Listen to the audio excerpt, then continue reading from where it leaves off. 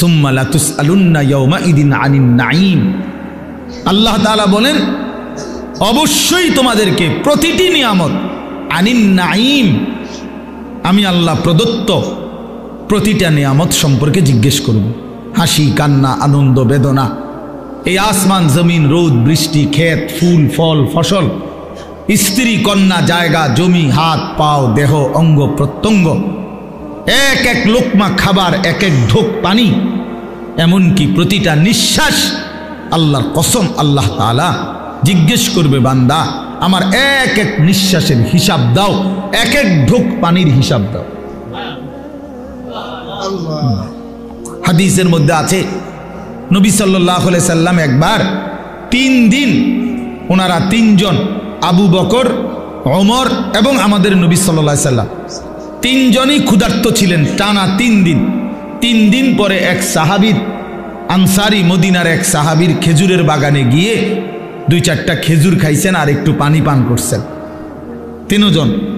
তো নবী সাল্লাল্লাহু আলাইহি সাল্লাম তখন হযরতে ওমর রাদিয়াল্লাহু তাআলা আনহুকে বললেন ওয়াল্লাহি লা তুসআলু আন হাযান নাঈম, ওমর আল্লাহর কসম এই যে খেজুর আর পানি খাইলা এইটার ব্যাপারে হাসরের দিন তোমাকে আল্লাহ জিজ্ঞেস করবে ওমর এটুকুর হক কি আদায় করছে।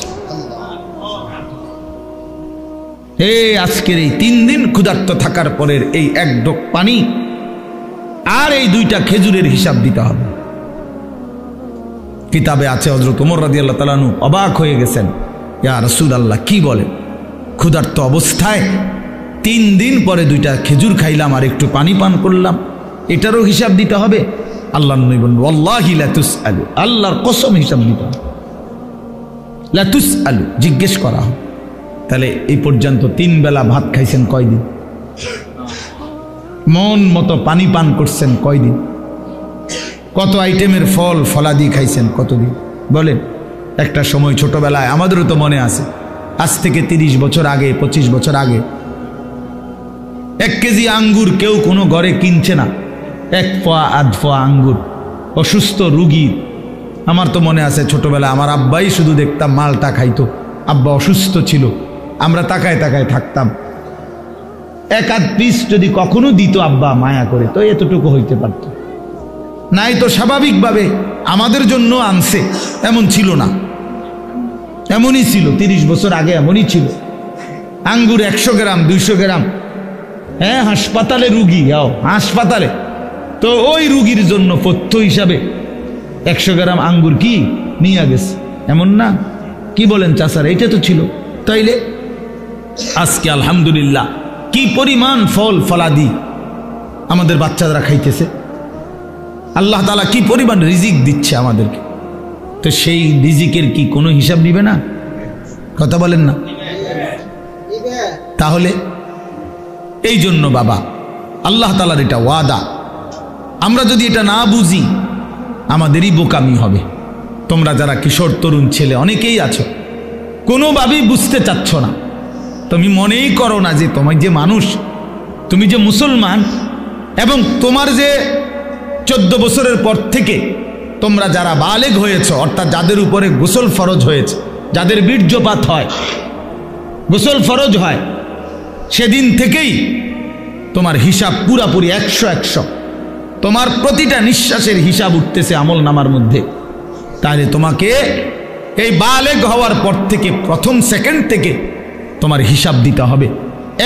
একটা চোখের দৃষ্টি, কতবার নারী দেখছো, ছবি দেখছো, নর্তকী দেখেছ, উলঙ্গ ছবি দেখেছ, প্রত্যেকটা পলক নজরের হিসাব দিতে হবে আল্লাহর কাছে। আল্লাহর কাছে প্রতিটা হাত পায়ের অঙ্গের নড়া চড়ার হিসাব আল্লাহ তাআলার কাছে দিতে হবে। আমাদের 16 বছর 18 20 25 বছরের ছেলে পেলে সে মনেই করে না কিছু, যে সে যে একটা মানুষ, সে যে একটা মুসলমান, সে যে আখেরাত আছে, আল্লাহ আছে, রসুল আছে, কোরআন আছে, কিচ্ছু বোঝে না, কিছুই বোঝে না। কি করে, কেন হাসে, কেন কাঁদে, কেন ঘুরতে আসে, কি করতে আসে, কি করে চুল, কি করে জামা, কি করতেছে, কার লগে আড্ডা দেয়, কেন আড্ডা দেয়, এত ছবি কেন উঠায়, এত ভিডিও কেন করে, কারে দেখাস বেটা, কে দেখে তোর এগুলা, কে দেখে, কার পাগলামি কে দেখে, নিজেই মোটর সাইকেল চালায় জোরে, আবার এটা নিজেরটাই নিজের সামনে ভিডিও লাগাইয়া এটা ভিডিও করে, এটা আবার ফেসবুকে দিল, মানুষে বাকি কিছু পাগলে চাইলো, এই পাগলের পাগলামি। আহা, এটা কথা হইল? মোটরসাইকেল চালানিও ভিডিও করতে হয়, সাইকেল চালানিও, পেশাব পায়খানাও তো ভিডিও করা উচিত, লোডা বদনাও তো ভিডিও করা উচিত। আহা, এত ফালতু একজন সুস্থ স্বাভাবিক মানুষের জীবন হতে পারে না, যাকে আল্লাহ তাআলা ন্যূনতম আকল দিয়েছেন। হ্যাঁ, কাউকে আল্লাহ তাআলার যখন লানত হয়, আমি এজন্য প্রায় বলি, কারো উপরে যখন আল্লাহর লানত বর্ষণ হয় তো আল্লাহ তাআলা তার স্বাভাবিক আকল সরায় দেয়। আদাল্লাহুল্লাহু আলা ইলমিন, আল্লাহ তাকে তখন পথভ্রষ্ট করে দেয়। ওয়া খাতামা আলা সামঈহি ওয়া কলবি, আল্লাহ তাআলা তার কানে এবং অন্তরে মোহর মেরে দেয়। ওয়া জাআলা আলা বাসারিহি গিশাওয়া, আল্লাহ তার চোখের সামনে পর্দা ফেলে দেয়, ফলে আর সে কিছুই শোনে না, কিছুই বোঝে না। কারণ দিল তো বন্ধ, কানও বন্ধ, চোখও বন্ধ, আবদ্ধ। সে আর আলোর রাস্তা, হেদায়েতের রাস্তা দেখবে কোত্থেকে? সে জান্নাতের রাস্তা দেখবে কোত্থেকে? সে ডানে বামে যেদিকেই তাকায় তখন নারী দেখে, ছবি দেখে। সে যখনই হাঁটে চলে তো ছাতের কিছু অসৎ বন্ধু, চরিত্রহীন কিছু লম্পট, এগুলো সারাক্ষণ কোনো মেয়ের কথা, নারীর কথা, উলঙ্গ কথা, অশ্লীল কথা, গালি গালাজ, একটা আরেকটারে লাথি মারে, একটা আরেকটারে ধাক্কা মারে, একটা আরেকটারে যাইত্যা ধরে। হ্যাঁ, এই এই নইলে বিশ্রী কুকুর বিড়ালও যে কথা বলে না, জন্তু জানোয়ারও যে কথা বলে না, এমন হাইওয়ান জানোয়ারের মতো কথাবার্তা বলে। নারী, ছবি, অশ্লীল উলঙ্গপনা, অশালীন অঙ্গভঙ্গি, খালাস। এভাবেই দিন শেষ। বাদ কতগুলো খাইছে, আবার জানোয়ার ঘুমায় গেছে, ভোর হইলে আবার জানোয়ার উঠছে। না এশার নামাজ, না ফজরের নামাজ, না জোহরের নামাজ, না আসরের নামাজ, কোনো নামাজের কোনো খবরই নাই। কারণ জানোয়ারের আবার নামাজ কি, কুকুরের আবার নামাজ কি, শুকরের আবার নামাজ কি, কুত্তা বিলের আবার নামাজ কি, জন্তু জানোয়ারের আবার সেজদা কি? বুঝেন নাই কথা? অত সিদ্ধান্ত নিছে যে আমি মানুষ হব না, আমি হব জানোয়ার, আমি হব কুকুর বিড়াল, আমি হব রাস্তার পশু। অতএব রাস্তার পশুর যেমন কোনো আল্লাহ নাই, বন্দিগি নাই, ইবাদত নাই, আমারও নাই, আমারও নাই, আমারও নাই। এই জন্য ছেলেরা, বাবারা, ছেলেদের দায়িত্ব তোমরা নিজেকে নিয়ে ভাবা, কি করছো? বাবাদের দায়িত্ব আপনাদের ভাবা, আপনারা আপনাদের সন্তান গড়তেছেন নাকি কি করতেছেন? সন্তানরে কি করলেন? আপনি তো সংসার করছেন কইলেন, আমি তো সব সময় প্রতিদিন বলি যে সংসার বলতে কি বুঝলেন? আপনি যে কইলেন আমি আজকে 30 বছর সংসার করলাম, কিতা? খাট পালং সোফা ফার্নিচার রেনি সংসার কয় না বউ বাচ্চারে কয় সংসার? একটা মানুষ যদি বলে যে আমি পরিবার নিয়ে এনে বেড়াইতে আইছি, তো পরিবার নিয়ে বেড়াইতে আইলে এ কথা বললে তার মানে খাট সোফা টোফা বেটার ঘরের ফার্নিচার এটি লই আইছে বেড়াইতে নাকি? কি কি নিয়ে আইছে? বউ বাচ্চা নিয়ে আইছে, এই না কথা বুঝায়। তাইলে সংসার বলে বউ বাচ্চারে, পরিবার বলে বউ বাচ্চারে, এই মানুষগুলার এক সংসার বলে। খাট পালং রে কি বলেন? এগুলো তো বদলায় যায়, এগুলো তো আমনের আমলও আমনে চেয়ার বদলাইছেন, বদনা বদলাইছেন, বালতি বদলাইছেন, আমনের নিজের আমলও তো আমনে 40 বছরের ভিতরে কত আসবাব বদলাইছেন না? আগেরটা পুরান সুন্দর লাগে না মডেল, নতুন করে কিনছে, তো এগুলো তো কিচ্ছু না। মানুষগুলো হলো আমার সংসার। তাহলে আমার ছেলে মেয়ে নামাজ পড়ে না, পর্দা করে না, আল্লাহর নাম জানে না, কোরআন শরীফ পড়তে জানে না, বউ পর্দা করে না, রাস্তার লগে পুকুর বেড়ি গোসল করে, তামাম মানুষ চাইয়া তাই। এই অসিব্য নারী, এই বেটিও অসিব্য, এই বেটির জামাইও অসিব্য, একেবারে 100% অসিব্য, দোনোটা অসিব্য, দোনোটা অসিব্য।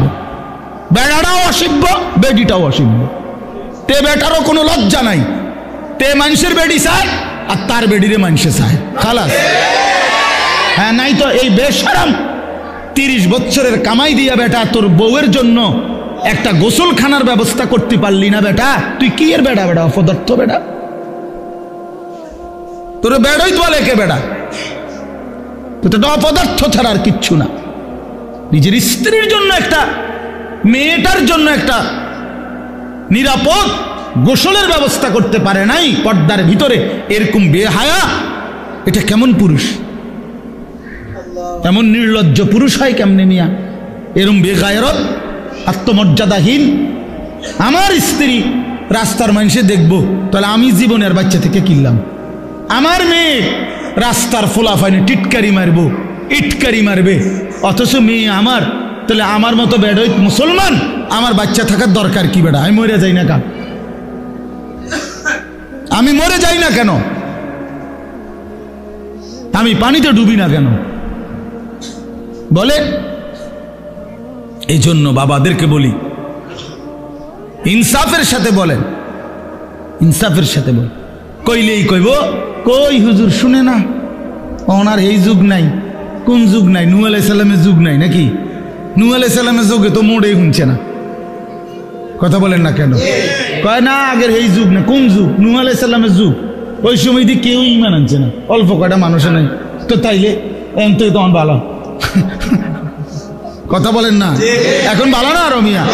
তো আপনি কোন কি আগের যুগ নাই? কিতাবার কোন যুগ নাই বলেন? এই জন্য বললেই হইল না। এই সমস্ত সামান্য এক দুই শব্দ বললেই হবে না। কোন নারী যদি, স্ত্রী ছেলে মেয়ে যদি নামাজ না পড়ে, পর্দা না করে, আল্লাহর কোরআন না পড়ে, সেজদা না করে, এরপরে তার প্রতি আমার করণীয় কি, এই ব্যাপারে ইসলামের কোনো দিক নির্দেশনা নাই। তো আপনি এটা জিজ্ঞান না কা? কথা বুঝেন নাই আমার? যে হুজুর আমি 50 বার বলছি আমার বডিরে, আজ যে 2 বছর ধরে আমার বউরে পর্দা করতে বলছি, কথার কথায় কোনোভাবেই আমার বিবি পর্দা করে না, এখন আমি কি করতে পারি? এই ব্যাপারে ইসলামের কোনো নির্দেশনা নাই। তো সেইটা জিজ্ঞাইবেন। এরপরের কামটা কি এটা বলতে আপনি জিজ্ঞাসা করবেন। আমি হুজুর কোনোভাবেই আমার বেটি আমার কথা শুনে না, বউ সে আমারে শুধু বিরক্ত করে অথবা এই কারণে কষ্ট দেয়, তো আপনি তালাক দিবার আগে আপনি আগে জিজ্ঞাসা করেন যে হুজুর আর কোনো উপায় আছে কিনা, আর কোনো ফর্মুলা আছে কিনা ইসলামে? না, কইয়ে লাভ দিয়ে উঠতেই একেবারে 19 থেকে 20 হইলেই একটা ফাল মাইরে 3 তালাক দিয়ে ফেলে, একবার সব 3 তালাক। বেওকুফ বেটা, কথায় কথায় 3 তালাক দিয়ে দাও, আবার পরে বে বে করে কান্দ। হুজুরদের কাছে গিয়ে হুজুর বুঝছি না, সেই সময় মাথা ঠিক আছিল না, সেই সময় মাথা ঠিক ছিল না বলে, সেই সময় তো মাথা আগের থেকে পুরো ঠিক আছিল। কারণ 3 তালাক দিলে বেডি তালাক হয়ে যায়। পাগলে তো এই কথা বুঝার কথা না। কথা বলেন না কেন? আপনার যে মাথা ঠিক না থাকলে কোনো পাগল, যারা আমরা রাস্তাঘাটে পাগল, এরা কি 3 তালাক দেয়নি? তো তো আপনি কি করলেন? আপনার মাথা ঠিক আছিল না, মাথা আগের চাইতে বেশি ঠিক আছিল। সে বুঝে, এটা বুঝা শুনেই কইছে যে এই কথা বললে বেটি কি হয়ে যাবে। এটা তো না বুঝার কি আছে এটা? নাহলে এটা বললেন কেন আপনি? আপনি 1 তালাক 2 তালাক না বলি 1 সালাক 2 সালাক কইতেন, তাইলে তার তালাক হইল, নাহলে কইলেন হলে বেডি সালাক, বউ বুদ্ধিমান। বলেন, তার মানে আমাদের সমস্যা একটাই, আমরা আখিরাতকে ভুলে গেছি। মূল বিষয় হলো এটা। আখিরাতকে যদি কারো মনে থাকতো, খোদার কসম, তাহলে নিজের স্ত্রী, নিজের ছেলে, নিজের মেয়ে এবং নিজেকে ঈমান আমলের উপরে রাখার জন্য কি কি পন্থা, ইসলামে অপারগতার কিছু নাই, হতাশার কিছু নাই, শেষ মিনিট পর্যন্ত আর কি করা যায় এ ব্যাপারে ধারাবাহিক নির্দেশনা আল্লাহর কোরআনেও আছে, আমাদের রসুলের জিন্দিগির মধ্যেও আছে।